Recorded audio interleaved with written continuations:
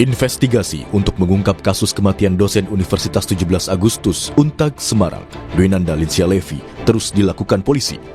Sabtu siang, polisi kembali melakukan olah TKP. Polda Jawa Tengah menerjunkan tim forensik ke lokasi kejadian. Bukti-bukti yang berkaitan dengan kasus kematian dosen Levi kini diolah oleh tim forensik. Kabid Humas Polda Jawa Tengah menegaskan, gelar perkara akan dilakukan untuk menentukan ada tidaknya unsur pidana di kasus kematian dosen Levi. Dan diharapkan dari proses penyelidikan yang dilakukan oleh penyidik, nanti pada saat gelar perkara akan dilakukan pemaparan lini masa kronologis dari kejadian tersebut. Diharapkan dari hasil pemaparan tersebut kita dapat menentukan apakah peristiwa tersebut tidak pidana atau bukan.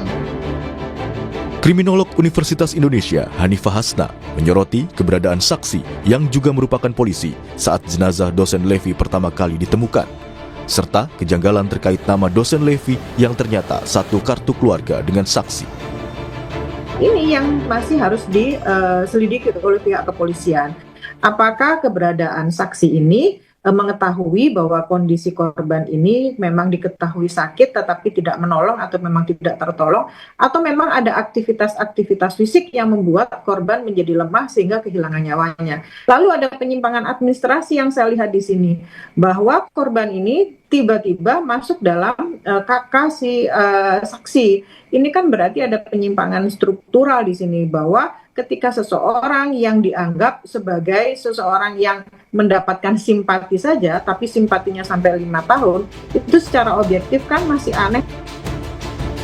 Merespons proses investigasi yang dilakukan polisi, kuasa hukum keluarga korban, Zainal Abidin Petir, meminta agar polisi usut tuntas kasus tewasnya dosen Levi. Menurut kuasa hukum, kematian dosen Levi diduga ada kaitannya dengan seorang polisi, yakni AKBP-B. Saya juga sedang mengawal proses pidananya, karena diduga kematian Dr. Levi itu ada hubungannya dengan pelaku dalam hal ini yang sedang ditangani oleh Polda Jawa Tengah, yakni perwira menengah Polda Jawa Tengah yang berinisial AKBP-B. Ini sudah ada laporan masuk. Selain melakukan olah TKP lanjutan dan mengumpulkan bukti-bukti, hingga kini polisi juga telah memeriksa 3 orang saksi untuk mengungkap kasus ini. Tim Liputan, Kompas TV.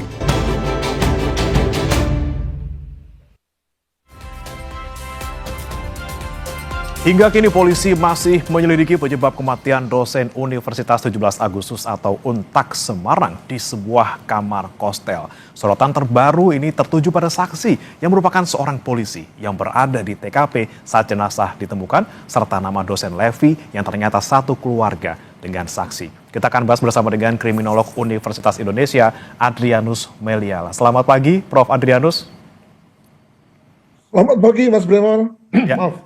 Prof. Adrianus, ini kan walaupun memang sudah ada pernyataan terkait dengan hasil otopsi, walaupun secara lisan ini katanya dosen Levi meninggal karena pecah jantung, kemudian ada riwayat hipertensi, ada riwayat penyakit lain juga. Tapi dengan kondisi dosen Levi yang ditemukan pertama kali tanpa busana, ini kan ada kejanggalan, Prof. Anda melihatnya seperti apa? Apakah ada unsur ataupun kemungkinan unsur pidana di sana? Ya, saya kira kalau hasil otopsi sudah keluar dan dinyatakan bahwa sebab matinya bukan karena ada kekerasan ya, maka sebetulnya sebagian besar kasus sudah selesai ini ya. Ya saya mengerti bahwa terlibatnya seorang polisi itu memang lalu kemudian cenderung untuk dipersepsi macam-macam ya, tetapi kalau kembali kepada esensi sebab mati, maka kelihatannya bahwa korban ini memang meninggal karena sakitnya. Ya tentu kemudian kita bisa runut ke belakang tentang hal-hal yang menyebabkan yang bersangkutan, mohon maaf, itu kemudian tanpa busana. Tetapi sekali lagi bahwa sebab mati sudah diketahui dan kelihatannya bukan konteks tidak pidana, maka pasal-pasal pembunuhan yang mungkin akan disiapkan oleh kepolisian itu harus segera di-abort ya, ditiadakan begitu. Dan mungkin nanti kita kembali pada apakah misalnya ada soal yang berkaitan dengan apa namanya dengan zina, ya, dengan mungkin juga penganiayaan sebelum yang bersangkutan mati, ya, mungkin begitu. Hal mana akan terlihat di proses olah TKP yang berlangsung dewasa ini, mungkin begitu. Tapi Prof, kalau kita melihat kejanggalan-kejanggalan, tidak hanya dalam kondisi dosen Levi ini yang tanpa busana, tapi ada juga beberapa, misalnya saksi AKBP B ini kemudian baru melaporkan ataupun mungkin dari jarak penemuan hingga pihak kampus tahu ini kan sampai 9 jam gitu, Prof. Anda melihatnya seperti apa kalau melihat kejanggalan khususnya dari mulai penemuan hingga dengan pihak kampus tahu soal ini? Saya juga melihat bahwa memang lini masanya agak terlalu jauh, ya, untuk suatu kasus sejelas ini, dan lokasi yang berada di ibu kota provinsi, ya, yang tentu saja dari segi kecepatan itu tidak akan terlalu jauh. Lokasi-lokasi seperti misalnya markas kepolisian, rumah sakit yang memiliki instalasi forensik juga dekat, ya. Maka tentu terlalu lama rasanya, dan bisa diduga bahwa kelihatannya ada pihak-pihak, dalam hal ini kita sebut saja misalnya AKBP B ini, yang mungkin delaying, yang memperlama, tentu dengan tujuan-tujuan yang kita bisa duga, agar kemudian lalu tidak ada orang atau orang mengetahui secara berbeda kasus ini, ya. Nah, maka lalu kemudian timbul jeda yang tadi dikatakan sebagai beberapa jam tersebut. Nah, dengan kata lain, kalau kita lihat bahwa bahwa otopsi itu baru berlangsung hari Rabu kalau saya nggak salah, baru kemudian diadakan lagi olah TKP kedua, ya, pada hari Sabtu ini, hari Sabtu atau hari Minggu ini, begitu, ya. Maka tentu ada 1-2 hari jarak waktu yang agak vakum itu. Yang kita duga itu ada satu hasil upaya untuk memperlambat, namun setelah kemudian lalu otopsi dilakukan, rasanya prosesnya cepat sekali, ya. Yang bersangkutan langsung kemudian dipatsus, Polda lalu adakan rilis, lalu kemudian adakan olah TKP ulang, dengan kata lain prosesnya cepat. Nah, itu mungkin mengindikasikan bahwa polisi sudah ambil alih, ya, dan sudah cukup jelas tentang apa yang terjadi. Demikian. Prof, kemudian selain kondisi dosen Levi yang ditemukan seperti itu, kemudian lini masa yang mungkin terlalu jauh dari penemuan sampai dengan pihak kampus tahu, ini selain itu ada juga nih Prof, soal nama dari AKBP yang kemudian masuk dalam satu kakak dengan dosen Levi, kemudian sudah tinggal bersama katanya sejak 2020. Ini Anda melihatnya ada juga nggak potensi konflik yang kemungkinan bisa menuju ke tindak pidana seperti itu? Saya kira perlu dibuat berbeda, ya, mengenai tindak pidana yang terkait dengan kematian, di mana kemudian diduga misalnya rentangnya adalah misalnya soal peracunan, atau mungkin juga pencekikan, atau juga mungkin penganiayaan sebelum meninggal, hal mana secara tidak langsung mengakibatkan kematian. Saya katakan secara tidak langsung, ya, karena tadi hasil otopsi sudah memperlihatkan bahwa kematian tidak ada kaitannya dengan perbuatan pidana tertentu, gitu, ya. Dengan hal-hal yang terkait dengan kehidupan si AKBP dengan dosen ini, gitu, ya. Jadi kalau tadi dikatakan soal kartu keluarga, lalu kemudian soal hidup bersama, itu kan soal yang lain, ya, yang oke, memang mungkin menarik dari sisi kasus, tapi kalau dari sisi penanganan perlu dibedakan. Jangan lalu kemudian dicampur adukan. Nah, kita ini kan sekali lagi, ya, karena keberadaan polisi ini seringkali membuat lalu kita berpikir jauh betul, ya. Padahal ini dua hal yang berbeda. Tentu saja saya setuju dengan penanganannya, dan itu sudah dilakukan oleh kepolisian, kan. Saya duga bahwa Senin Selasa besok itu akan diadakan sidang kode etik dari yang bersangkutan, khususnya pada konteks di mana yang bersangkutan hidup bersama dengan korban, ya, di luar pernikahan. Nah, itu aja sudah mengindikasikan bahwa Polri sudah mampu, ya, melihat dua hal itu secara berbeda, antara kematiannya dan hal-hal yang terkait dengan hubungan di antara mereka berdua. Demikian. Baik, kalau dari segi etik kan ini memang sudah ada kemajuan yang luar biasa gitu, ya. Sudah dipatsus, kemudian akan ada sidang tadi seperti kata Prof. Adrianus. Tapi kalau untuk soal dugaan unsur pidana, ini biasanya kesulitan dalam penyelidikan dalam kasus ini seperti apa? Terutama ini menyangkut saksi yang juga merupakan oknum aparat seperti itu. Saya kira karena kondisi jenazah sudah diotopsi, dan tentu dalam hasil otopsi sudah kelihatan tuh, misalnya ada bekas lebam, ada luka masuk, luka keluar, ada pula misalnya lecutan atau tusukan, sayatan begitu ya. Dan itu semua sudah pasti akan diperlihatkan, dilaporkan dalam hasil otopsi. Dari situ lalu kita bisa menduga tentang apa yang terjadi pada menit-menit atau mungkin detik-detik sebelum kematian kan. Nah, itu satu. Yang kedua, tentu masih ada soal dengan posisi jenazah ya yang dikatakan sebagai tanpa busana. Nah, apakah ini ada kaitannya dengan kematian atau hal-hal yang terkait dengan perilaku antara si korban dengan AKBP B? Ya itu amat tergantung sih memang dengan pengakuan dari AKBP tersebut.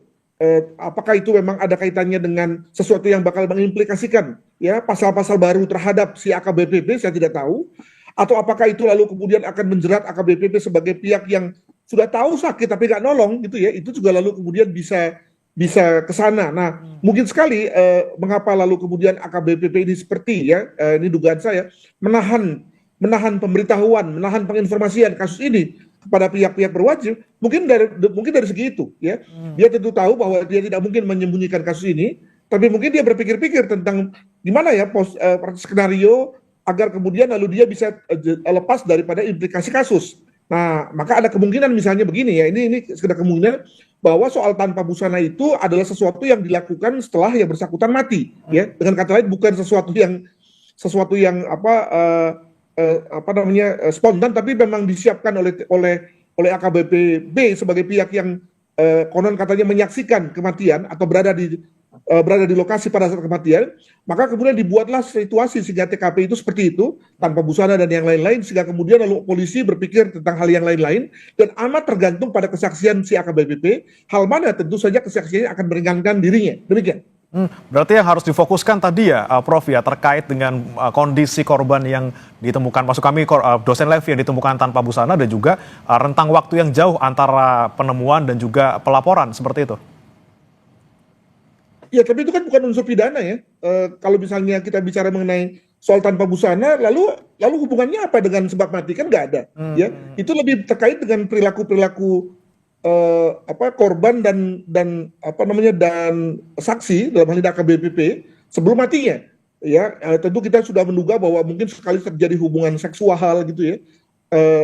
Atau tadi saya katakan bahwa sebetulnya ketelanjangan itu ada sesuatu yang dibuat oleh AKBP B pasca meninggal untuk kemudian menyulitkan si para penyidik dalam rangka mengetahui, dalam rangka membaca tentang apa yang terjadi sebetulnya sebelum si korban meninggal. Hal mana kemudian membuat para penyidik itu amat tergantung pada kesaksian, pada keterangan si AKBP B. Tentu tadi saya katakan bahwa tentu dia tidak bodoh, dia pasti akan memberikan keterangan yang tidak mengimplikasikan dirinya, yang tidak memberatkan dirinya, kan begitu.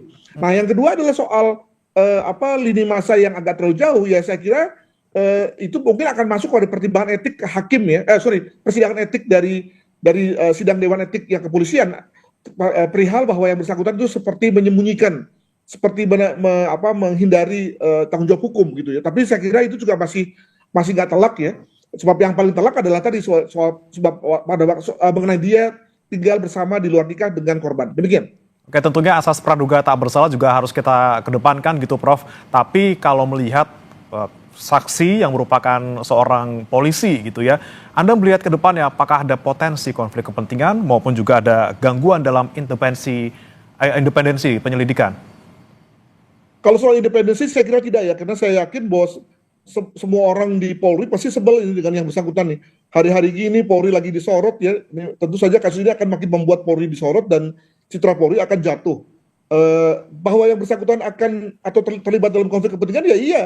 Makanya tadi saya duga bahwa dia sengaja menunda-nunda misalnya atau memperlambat prosesnya atau tadi memberikan keterangan yang menguntungkan dirinya. Jadi ketika dikonfrontasi oleh penyidik ya, maka tentu dia akan pilih hal-hal yang tidak menyebabkan dirinya terlibat ya pada saat jam-jam atau menit-menit pada saat korban akan mati begitu ya.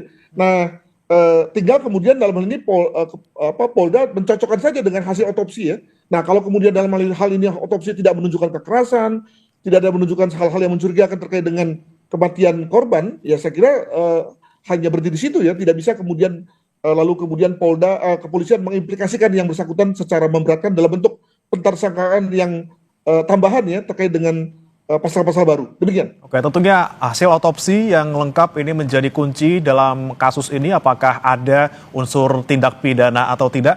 Terima kasih Prof. Adrianus Meliala, kriminolog Universitas Indonesia, sudah bergabung bersama kami di Sapa Indonesia Pagi. Selamat pagi, Prof. Terima kasih. Saudara, jangan beranjak, kami akan kembali dengan informasi. Koalisi Masyarakat Sipil meminta penundaan pemberlakuan RUU KUHAP karena khawatir kesewenang-wenangan saat warga